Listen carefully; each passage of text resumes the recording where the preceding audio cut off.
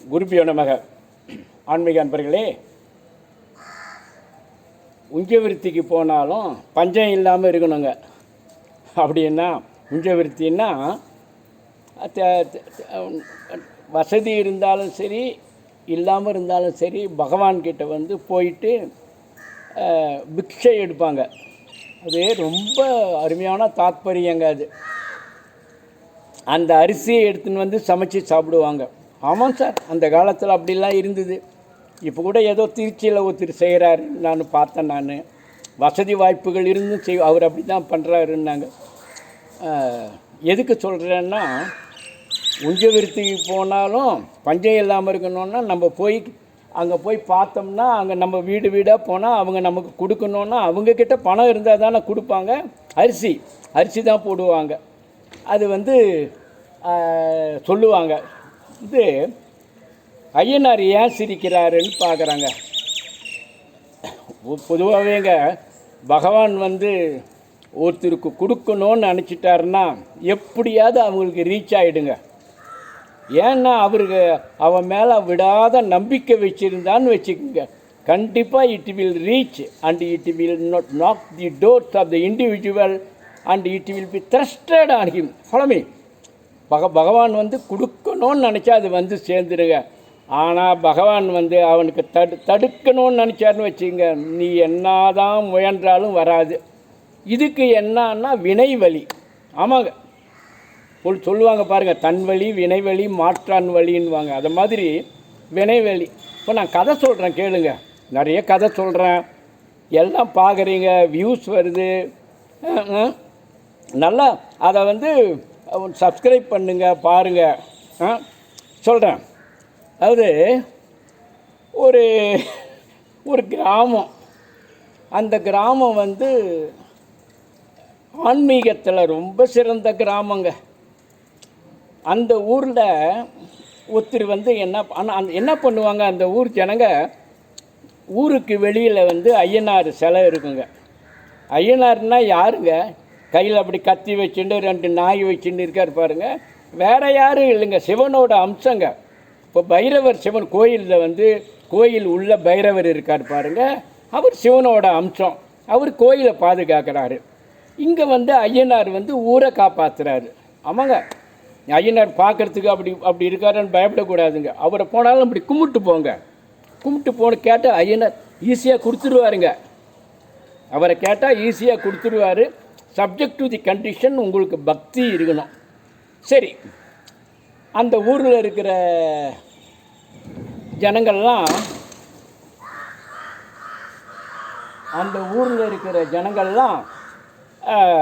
அவர் பேரில் வந்து ஐயனார் பேரில் ஒரு நல்ல பக்தி. அவங்க வந்து ரெகுலராக போயின்னு வந்துன்னு இருந்தாங்க. ஒரு வீட்டில் என்ன ஆச்சு, அந்த குடும்பத்தில் வந்து அந்த பொண்ணுக்கு கல்யாணங்க. அவங்க வந்து பகவான் அந்த ஐயனாரை வந்து ஊர் எல்லையில் இருக்கார, ஊர் எல்லையில் அந்த சாமியை வந்து, சாமி என் பொண்ணுக்கு கல்யாணம் வச்சுருக்கேன், என்ன பண்ணுறதுன்னு தெரியல, இன்னும் 2 மாதம்தான் இருக்குது, பத்திரிக்கை அடிக்கணும், பணம் இல்லையே அப்படின்றாங்க. நான் ஒன்று சொல்கிறேங்க, பொதுவாக இன்னும் ஒன்று சொல்கிறேங்க. கடன் எப்போ வாங்கணுன்னா, கல்யாணம் பண்ணும்போது கடன் வாங்கலாம், வீட்டை கட்டும்போது கடன் வாங்கலாம், செய்கிற தொழிலில் கஷ்டம் வரும்போது கடன் வாங்கலாம். மீதி எந்த சூழல்லையும் கடன் வாங்கக்கூடாதுங்க. இந்த அம்மா என்ன சொல்கிறாங்க, பகவானே ஐயனாரே, எனக்கு வந்து கல்யாணம் நான் வச்சுருக்கேன் என் பொண்ணுக்கு, எனக்கு வந்து பணம் இல்லையே, நான் என்ன பண்ணுவேன்னும் போது பகவான் வந்து போய் வேலையை பார்த்துக்கலாம் அப்படின்னு சொன்னாருங்க. பகவான் அந்த காலத்தில் கடவுள்லாம் நேருக்கு நேரம் பேசுவாருங்க. ஏன்னா பக்தி இருந்ததுன்னா நீங்கள் கூடங்க உள்ளே வந்து பூஜை ரூமில் போய் கதவை போட்டுட்டு அழுங்க பகவான்கிட்ட, பகவானே இந்த கஷ்டம் இருக்குது, இந்த கஷ்டத்துலேருந்து என்னை காப்பாற்றுன்னு நீங்கள் ப்ரேயர் பண்ணுறது வந்து அந்த கதவை மூடிண்டு உள்ளே போயிட்டு பகவான்கிட்ட நல்லா ரெக்வஸ்ட் பண்ணுங்க. You represent your grievances, definitely it will be trust by God. Now I come to the story. என்னன்னா பகவான் சொல்கிறார், உனக்கு பணம் வரும் போ அப்படின்னு ஐயனார் சொல்கிறாரு. நல்ல வித் கிரேட் ஜாய் அவங்க நேராக வீட்டுக்கு வந்தாங்க. பொதுவாக கல்யாணம் பண்ணணுன்னா முதல்ல என்ன பண்ணணும் தெரியுங்களா? வீட்டுக்கு வந்து ஒயிட் வாஷ் பண்ணணுங்க. முதல்ல ஒயிட் வாஷ் பண்ணணும். அந்த அம்மா என்ன பண்ணாங்க, பக்கத்து கிராமத்தில் ஒருத்தன் இருக்கான், அவங்கிட்ட சொல்லி அவனை வர சொல்லுங்க, ஒயிட் வாஷ் பண்ணலான்னு சொல்லிவிட்டு நான் எல்லாத்தையும் எடுத்து வச்சு காசெல்லாம் எடுத்து வச்சு எல்லாம் பண்ணி அவனை வர சொல்லுங்க அப்படின்னு சொல்லும்போது அவன் வந்தாங்க. யார்? அந்த வீட்டுக்கு ஒயிட் வாஷ் பண்ணுறான் பாருங்க, அவன் வந்தான். வந்து என்ன பண்ணான், வர வழியில் அந்த கிராமத்துலேருந்து இந்த ஐயனார் சிலையை தாண்டி தான் அவன் வந்து இவங்க வீட்டுக்கு வரணும். ஐயனார் சிலைக்கிட்ட வரும்போது, ஏ தம்பி அப்படின்னு ஒரு சத்தம். அது இருட்டு நேரம். அவன் அந்த இருட்டு சாயரட்ச வேலை, கொஞ்சம் பயம் சார் எல்லாருக்குமே. அதாவது தனியாக இருக்கும்போது எவனுமே தப்பு பண்ண மாட்டான், பயம் இருக்கும். கடவுள் இல்லைன்றவங்க கூட தனியாக இருந்தான்னு வச்சுக்கோங்க, வாய் திறந்து பயப்படுவான். கூட்டம் சேர்ந்தவனே குஷி வந்துடும், ஏதாவது பேசுவான். இவர் என்ன பண்ணான், வரும்போது ஐயனார் வந்து கூப்பிட்றார். யாருன்னு பார்க்குறான். நான் தான் ஐயனார் பேசுகிறேன் அப்படின்றாரு. சாமி நான் என்ன பண்ணணும் சொல்லுங்க. நீ நிற்கிற பாரு, உன் கீழே தோண்டு அப்படின்னாரு. தோண்டினா கொஞ்சம் பொற்காசு இருக்குது, எடுத்தோடனே எடுத்துக்கோன்றாரு. அவன் என்ன பண்ணான், எல்லாத்தையும் எடுத்துனான்.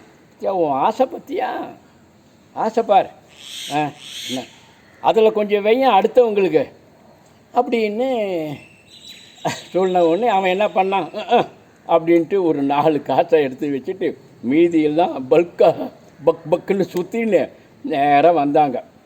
வந்து ஏன்னா அவனுக்கு வந்து அன்றைக்கி பணி வந்து அந்த அந்த வீட்டில் கல்யாண வீட்டில் வந்து ஒயிட் வாஷ் பண்ணணும். அவன் வந்தான். வந்த உடனே அந்த வீட்டில் என்ன பண்ணான், அந்த எடுத்துன்னு வந்தான் பாருங்க, அதை மூட்டையாக வச்சுட்டான். வச்சுட்டு ஒயிட் வாஷெல்லாம் பண்ணிவிட்டு மறந்துட்டான்னா ஐயனார் அவனை மறக்க வச்சுட்டார். அவன் என்ன பண்ணான், திருப்பி வரும்போது அடடே நம்ம ஐயனார் கொடுத்த பணத்தை அங்கே வச்சுட்டோமே என்னும்போது எப்படி போகிறான், நில்லு சாமின்னா உன் காலுங்கள் இருக்குது பாரு என்ன, அதை நோண்டுன்னும் போது 4 காசு இவன் விட்டு போன காசு, அதுதான் உனக்கு. என்ன சாமி இப்படி சொல்கிறீங்களேன்னா, ஆமாம் அந்த அம்மாவுக்கு அந்த தங்கம் போய் சேரணுன்றது அந்த விதி, அந்த தங்கத்தை நீ கொண்டு போய் சேர்க்கணுன்றது உன் தலைவிதி அப்படின்னார். சாமின்னார். ஆமாம் நீ பேராசை பிடிச்சவன், கொஞ்சம் பொண்ணை வச்சிய இப்படி தூக்கி 4 போட்டைய இன்னும் ஒரு 5 6 போட்டு 10 போட்டிருந்தா உனக்கு வந்திருக்கோம் இல்லை அப்படின்னாரு. சரி ஒருத்தன் இந்த கதையை கேட்டு என்ன சொன்னான், அவனுக்கு வந்து வழியில் ஒரு ஷூட் கேஸ் கிடச்சிது கரண்ட்டில். ஆஹா அவன் பண்ண மாதிரி நம்ம பண்ணக்கூடாது அப்படின்ட்டு ஷூட் கேஸை பக்கு நல்லா வெயிட்டாக இருக்குதுன்னு சொல்லிவிட்டு அதை எடுத்துகிட்டு போகிறான். எடுத்துகிட்டு போகும்போது என்ன நடந்ததுன்றது அப்புறம் என்னன்னா அவன் என்ன பண்ணுறான், ஏன்பா என்னப்பா ஆச்சு அடுத்ததுன்னா, என்னை உள்ளே போட்டாங்க. ஏண்டாண்ண அதில் உள்ளதெல்லாம் கவுண்டர் ஃபிட் நோட்டுன்றான். Okay, I will meet you on next video. By.